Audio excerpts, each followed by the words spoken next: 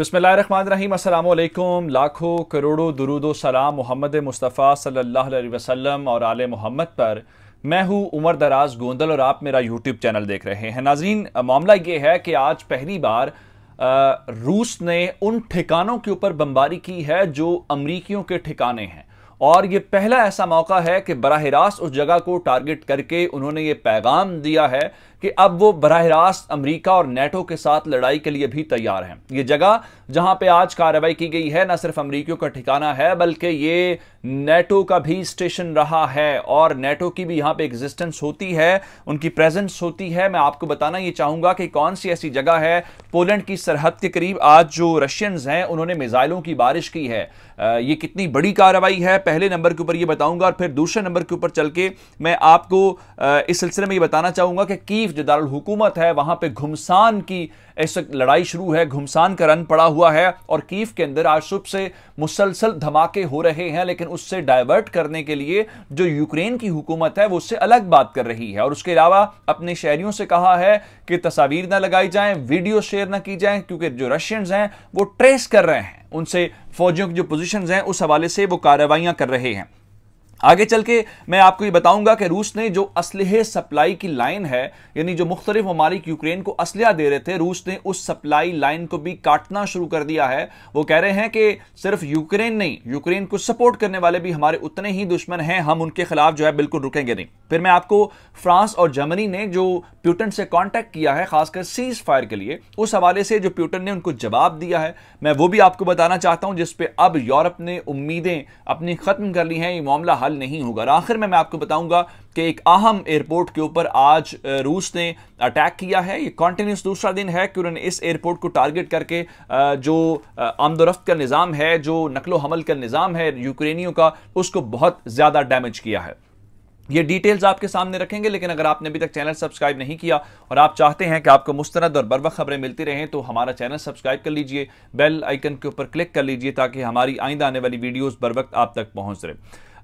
मामला ये है कि इससे पहले जो जंग थी वो सिर्फ और सिर्फ यूक्रेन के जो मिलिट्री एसेट्स हैं, जो मिलिट्री बेसिस हैं, जो उनके टारगेट्स हैं वहीं तक रही थी। लेकिन आज इस जंग के अंदर जो नया मोड़ आया है, जो नई चीज है जो इससे पहले हमने नहीं देखी, वो अमेरिका और नेटो के ठिकानों के ऊपर बमबारी है। और ये भी नहीं है कि हम ये कहें कि ये कोई ईस्टर्न यूक्रेन के साथ है जो लगता है रशिया के साथ, बल्कि ये वेस्टर्न यूक्रेन के अंदर कार्रवाई की गई है जो यूरोप के करीब है, जहां पे यूरोप की प्रेजेंस है। जिसका मतलब ये है कि ये इस हवाले से वो खुल के बता रहे हैं कि हम जनाब आपके सरहद के करीब भी आएंगे, क्योंकि उनके सिक्योरिटी काउंसिल के मेंबर कह रहे थे कि अब अगर उसने जीत ली वॉर यूक्रेन वाली तो उसका मतलब यह है कि लिथुआनिया अगला टारगेट है रशिया का और उसके ऊपर वो नजरें जमाए हुए हैं। आज मैं आपको बताना चाहता हूं कि ये पोलैंड की सरहद के करीब बताया गया जी International Centre for Peace Keeping and Security है, जहां पे मिसाइलों के हमले किए गए हैं पोलैंड की सरहद से। अगर मैं आपको बताऊं तो ये कोई 20 से 25 किलोमीटर का फासला है जहां पे ये कार्रवाई की गई है और 8 मिसाइल फायर किए गए हैं। अब तक हलाकतों के या जख्मियों के मुतालिक नंबर सामने नहीं आया, लेकिन इब्तदाई तौर पे ये तस्दीक हो गई है कि यहां पे कार्रवाई की गई है। अब ये खास बात क्यों है, ये यवरेफ है वेस्टर्न यूक्रेन लफीफ के अंदर, जहां पे इस मिशन के ऊपर टारगेट किया गया है। अब आप कहेंगे कि आखिर अमरीकियों और नेटो वालों के ऊपर यह हमला कैसे है। मैं आपको एसोसिएटेड प्रेस के मुताबिक एपीपी की सिर्फ खबर अगर आपको दूं तो ये वो जगह है जहां पे अमेरिका की फौज, अमेरिका के इंस्ट्रक्टर्स आते रहे हैं और वो यहां पे आके जो यूक्रेन की फौज है उसकी ट्रेनिंग करवाते हैं। सिर्फ यही नहीं है, बल्कि इसके अलावा जो नेटो है वो अपने आप को कहता तो यही है कि यूक्रेन उसका हिस्सा नहीं है, ना यूक्रेन को वो हिस्सा बनाने जा रहा है, और यूक्रेन वाले भी मायूस हैं कि हमें नेटो अगले 15 साल के लिए मेंबरशिप नहीं देगा। तो लेकिन ये जो international Centre for Peace Keeping and Security है वहां पे नेटो बाकायदा मशकें कर चुका है, जिसका मतलब यह है कि यहां पे अमेरिकी इंस्ट्रक्टर्स भी होते हैं और इसके अलावा नेटो की प्रेजेंस भी होती है। और उसी जगह को रशियंस ने टारगेट किया। और इससे पहले आपको मैंने बताया था एक ड्रोन वाला मामला कि जो यूक्रेन से ड्रोन उड़े हैं, रोमानिया हंगरी से होते हुए क्रोएशिया तक गए हैं वो।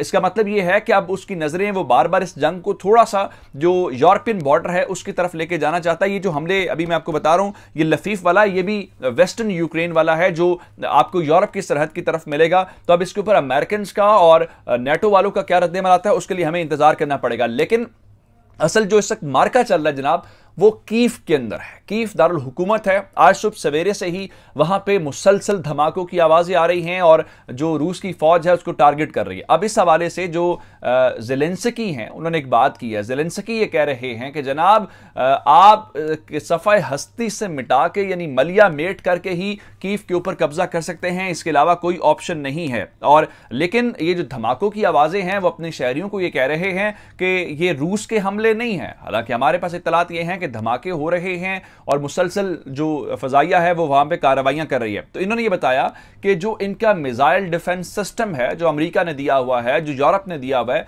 वो बुनियादी तौर पर जो रूस के हमले हैं उनको नाकाम बना रहा है। और आपको ये जो आवाजें आ रही हैं ये हमारे इस सिलसिले में उस सिस्टम की कामयाबी की आवाजें हैं। ज़ेलेंस्की ने आज माना है कि उसके साथ राब्ता किया है इसराइल के वजीर आजम ने। इसराइल के वजीर आजम के मुतालिक कहा गया वो जी दबाव डाल रहे हैं कि आप फौरी तौर पर हथियार डालो क्योंकि इस वक्त जो बर्तरी है वो रूस को है। लेकिन आज उन्होंने कहा जी हमने इस पूरे पीस प्रोसेस के ऊपर बातचीत की है। दूसरी जानिब जर्मनी और फ्रांस कॉन्टिन्यूस राब्ते के अंदर हैं रूस के सदर के साथ, पुतिन के साथ। आज जो मैक्रों का ऑफिस है फ्रांस के प्रेसिडेंट का, उसने ये बताया है कि अब तक की जो हमारी गुफ्तगू हुई है हमने उनको सीज फायर का कहा है, जंग बंदी का कहा है, लेकिन पुतिन किसी भी तौर पे जंग बंदी के ऊपर तैयार नजर नहीं आते। इस जंग रोकने के हवाले से वो कहीं पे तैयार नजर नहीं आ रहे। और यूक्रेन ने आज ये मान लिया है कि उसके 1300 के करीब जो फौजी हैं वो मारे गए हैं। और इसके अलावा वो ये भी एक बड़ा नंबर बता रहे हैं जनाब कि रूसी इतने फौजी हैं उन्होंने हमारे सामने हथियार डाल दिए हैं। ये दोनों तरफ से दावे हैं, लेकिन जो ये अपने 1300 फौजी मारे जाने की बातें कर रहे हैं, लेकिन जो रशियंस का नंबर है वो तो 12,000 से ऊपर का ये क्लेम कर रहे हैं। लेकिन वही कि जंग के अंदर चूंकि दोनों फ्रीकैन दावे करते हैं उसकी आजादाना जो तस्दीक होती है वो बहुत मुश्किल होती है। लेकिन रशिया एक और बड़े खतरनाक कदम की तरफ जा रहा है। रशिया भी ये पहले कहता रहा है कि अगर हमने किसी मुल्क के लोग पकड़ लिए तो हम उनको वॉर प्रिजनर्स का स्टेटस नहीं देंगे। फिर वो कहते रहे हैं कि आप ये जो असलहा दे रहे हैं ये गड़बड़ करेगा। अब उसने वो सिर्फ बातों और धमकियों से थोड़ा सा आगे चले गए हैं और रशियंस ने उन सप्लाई लाइंस को या उन रूट्स के ऊपर जहां से असलहा आ रहा है उसको टारगेट करने का बाकायदा ऐलान कर दिया है। और ये बताया है कि जो ममालिक ये काम कर रहे हैं हम उन्हें रूस मुखालिफ या रूस का दुश्मन समझेंगे। और ये बात जो है किसी आम स्टेटमेंट या टीवी या मीडिया के जरिए नहीं हुई, बल्कि जो रूस के नायब वजीर खारजा हैं उन्होंने इस सिलसिले में कहा है कि जो मगरबी हथियार हैं, जो मिसाइल डिफेंस सिस्टम, खासकर अमेरिका का नाम लिया है, उन्होंने बताया कि ये पहुंचा के आप सिर्फ और सिर्फ हमारे खिलाफ जंग का हिस्सा बन रहे हैं, तो इसलिए हमारा यह अब हक बनता है कि हम उसको रोकें। तो इसलिए अब जितने सप्लाई लाइन है, जो सप्लाई रूट्स हैं, उसको रूस ने टारगेट करने का फैसला कर लिया। और शायद ये जो मैंने आपको बताया कि पोलैंड की सरहद के करीब टारगेट किया गया है, ये उसका आगाज है, ये उसका सिग्नल है प्रैक्टिकली कि हम ये काम करने जा रहे हैं। अब मिलिट्री बेसिस के ऊपर तो टारगेट किया जा रहा है और मुख्तलिफ जो जौहरी प्लांट्स है उसके ऊपर भी कब्जे की कोशिश की जा रही है। जो एयरपोर्ट्स हैं, जो एयरफील्ड्स इस्तेमाल हो सकती हैं, उनको भी टारगेट किया जा रहा है। आज एक और एयरपोर्ट के ऊपर मुसलसल हमला किया गया है और इसकी खास बात यह है कि कल भी हमला हुआ, यानी विद इन 24 आवर्स कॉन्टिन्यूस दो इस एयरपोर्ट के ऊपर हमले किए गए हैं। इवानो फ्रेंस्कीफ का ये एयरपोर्ट है, उसके ऊपर तस्दीक हो गई है। यूक्रेनी हुकाम ने भी बताया है कि उस एयरपोर्ट के ऊपर हमला हो गया है, जिसका मतलब यह है कि वहां पे भी आमदोरफ्त का जो निज़ाम है वो तातुल का शिकार हो गया है। और रशियंस बड़े तरीके से, बड़े टारगेट के साथ उनकी जो एयर सपोर्ट है उसको इस्तेमाल करते हुए जहां जहां पे यूक्रेन के इंफ्रास्ट्रक्चर को तबाह कर सकते हैं या उसका राब्ता बैरूनी दुनिया के साथ काट सकते हैं, उसके ऊपर वो बड़ी तेजी के साथ काम कर रहे हैं। एक तरफ कीव की तरफ बढ़ रहे हैं, दूसरी तरफ दूर दूर के जो इंफ्रास्ट्रक्चर है उसको तबाह करके अपनी जो ग्रिप है इस पूरी सूरत हाल के अंदर मजबूत करते हुए नजर आ रही है। अब तक की अपडेट्स थी। मुझे उमर दराज गोंदल को फेसबुक, ट्विटर, इंस्टाग्राम के ऊपर फॉलो कर सकते हैं। मेरा यूट्यूब चैनल सब्सक्राइब कीजिएगा। आपके समातों का बहुत शुक्रिया। खुदा हाफिज।